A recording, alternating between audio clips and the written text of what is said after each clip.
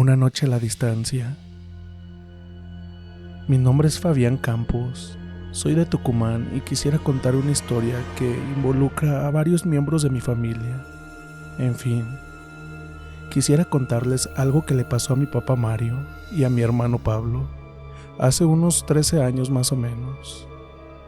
Por aquel entonces yo tenía 7 años, vivíamos al límite de Manantial, Ohuanta y La Solano Vega, en una casa donde mi papá se crió desde muy chico.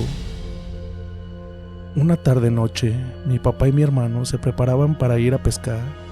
Era algo que lo tenían planeado desde hacía mucho tiempo, pero por una u otra cosa no la podían concretar hasta esa tarde.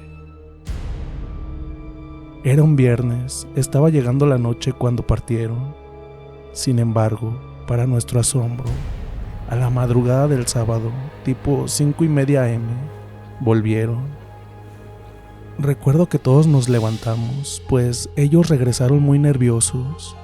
Mi mamá no podía calmarlos. Recién a la semana, mi papá me contó lo que había pasado a él junto con mi hermano. Me contó que tras llegar a la zona elegida para pescar, en la quebrada de Lules, decidieron adentrarse más aún. Cerca de las 12 de la noche, terminaron de comer algo y se pusieron a pescar. Mi papá renegaba pues no podía sacar ni un solo pescado. Así, de aquella situación, mi papá se cansa, diciendo entonces subir donde estaban acampando. No era muy lejos, solo un montículo grande de tierra a la vera del río, donde a un costado había una pared como una ventana. Cerca de las 3 de la mañana, mi papá empezó a sentir ruidos entre los arbustos, ruidos de pisadas. Aunque no le dio demasiada importancia, pues aquella zona solía recibir pescadores y por lo tanto creyó que no estaban solos. No pasaron más de 10 minutos cuando escuchó nuevamente aquellos ruidos, solo que esta vez, luego de un silencio, percibió claramente el sonido de unas cadenas. Mi papá sabía que algo malo era aquello, pues se le espeluznó el cuerpo.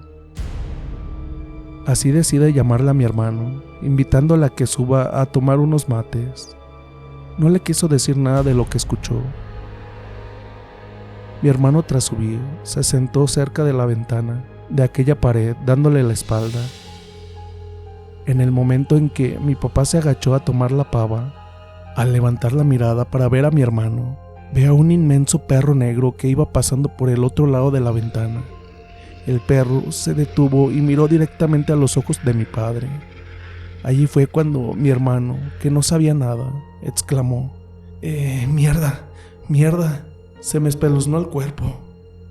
Mi papá, asustado, le dijo a mi hermano que le alcance el machete que estaba al costado suyo. En ese momento, ese perro desapareció. Entonces mi papá, intentando no alertar a mi hermano, le dijo que preparen todo, que ya se iban porque se sentía muy cansado y quería volver para dormir. Mi hermano no quería, él estaba pescando bien, así que molesto desciende a buscar las cañas.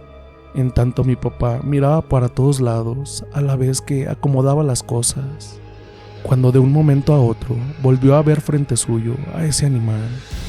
Ya con miedo comenzó a gritarle a mi hermano que olvidara las cañas, que se fueran de inmediatamente de ahí. Ambos partieron a las apuradas, mi hermano adelante, mientras mi papá por detrás con el machete en la mano, cada uno en su bicicleta. No avanzaron mucho y algo como un remolino de viento, en un sector de altos yuyos, derribó a los dos. Del miedo, al instante se pararon para continuar la partida, cuando empezaron a escuchar sonidos como el de los cabritos. Después se escuchaba como si los estuvieran matando. Ya mi hermano, asustado, le pregunta a mi papá que qué era lo que pasaba, y este le responde que nada, que siga pedaleando para salir de ese lugar. Saliendo de aquel lugar, llegaron exhaustos al sector de la quebrada de Lules, donde se estacionan autos. Ahí descansaron un rato. Al poco tiempo escucharon que se movían muchos los pastos y que alguien venía corriendo en dirección donde estaban ellos. Atentos a lo que se acercaba, vieron venir por el mismo camino que minutos antes vinieron ellos, a 4 hombres. Mi papá les vio el terror en sus ojos a esos hombres. Entonces les preguntó si les había pasado lo mismo, a lo que uno de ellos dijo que sí. Les contaron que se encontraban más allá de la zona donde estaban mi papá y mi hermano, que incluso más temprano los habían visto acampar ahí. Estos hombres habían presenciado lo mismo. En un descampado monte adentro, vieron cerca de un tronco a un perro negro, de extraordinario porte, el cual estaba comiendo algo a la vez que un fétido olor envolvía el ambiente. Aquel perro levantó su cabeza para ver a los hombres. La claridad de aquella noche de la luna les permitió apreciar la boca de este animal llena de sangre. El pánico se apoderó del grupo y todos salieron corriendo de ahí. Mientras lo hacían, detrás de ellos emergían terribles sonidos, llantos, quejidos, etc., hasta que lograron arribar al sector donde encontraron a mi papá y mi hermano. Uno de aquellos hombres le dijo a mi padre que no fueron atacados por aquel engendro del infierno, gracias a lo que este hombre tenía en su mano, una estampita del Sagrado Corazón de Jesús. Aquel hombre insistía en que eso fue lo que les salvó la vida, y le preguntó a mi papá que qué tenían ellos para no ser atacados. Nada, respondió mi papá, a lo que mi hermano le responde a la vez que les muestra un crucifijo bendecido que el día antes le había obsequiado mi abuela. Aquella noche, los 6 juntos salieron de ese lugar.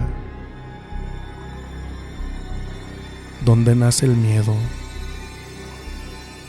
Esta historia que les contaré le sucedió a mi mamá cuando, siendo muy jovencita, fue a vivir y de paso cuidar una finca que tenía en el campo de mi abuela. Aquella noche de 2 de noviembre era, como muchos sabemos, el Día de las Almas.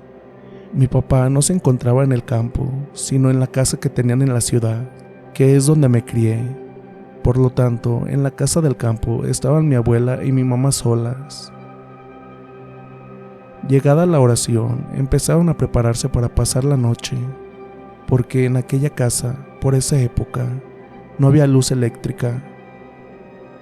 Mi abuela tenía un caballo muy hermoso, me lo contaron, cuyo nombre no recuerdo. Ella lo solía montar cuando iba de un lugar a otro en el campo. Lo cuidaba mucho y por las tardes lo dejaba libre para que vaya a pastar en los montes. Al atardecer solo regresaba o bien alguien lo iba a buscar. Ya de noche mi abuela se dio cuenta que su caballo no había regresado, así que le pidió a mi mamá que fueran a buscarlo. Mi madre salió a buscarlo donde siempre le gustaba ir a este animal. Tomó por un sendero que había, el cual conducía hacia un surgente de agua, tras atravesar un pequeño monte. En el trayecto, mientras cruzaba dicho monte, iluminaba solo por la luz de la luna, empezó a sentir silbidos que surgían a los lindes del camino. Ella con miedo continuó, pero los silbidos no cesaban. Comenzó a rezar mientras avanzaba, en tanto no se animaba a mirar hacia los costados. Llegando a la zona del surgente, había un claro en el monte. Ahí vio al caballo pastando cerca de 2 árboles de churqui muy grandes que ahí había, uno al lado del otro. Cuando estaba muy cerca, el espanto se apoderó de ella al ver que entre las copas de los 2 árboles mencionados surgió como una figura espectral. Era como una mujer de blanco, como vestida de novia, que flotaba encima de los árboles. Fue tal su terror que simplemente agachó su cabeza y luego gritó para regresar caminando, rápido, sin mirar ni siquiera delante suyo, lo más rápido que pudo, olvidando al caballo. Mi mamá llegó pálida a la casa, tartamudeando, se lo dijo a mi abuela. Esta, una mujer de carácter muy fuerte, tomó inmediatamente un machete que tenía a mano y agarrándole de un brazo a mi mamá, la llevó de nuevo.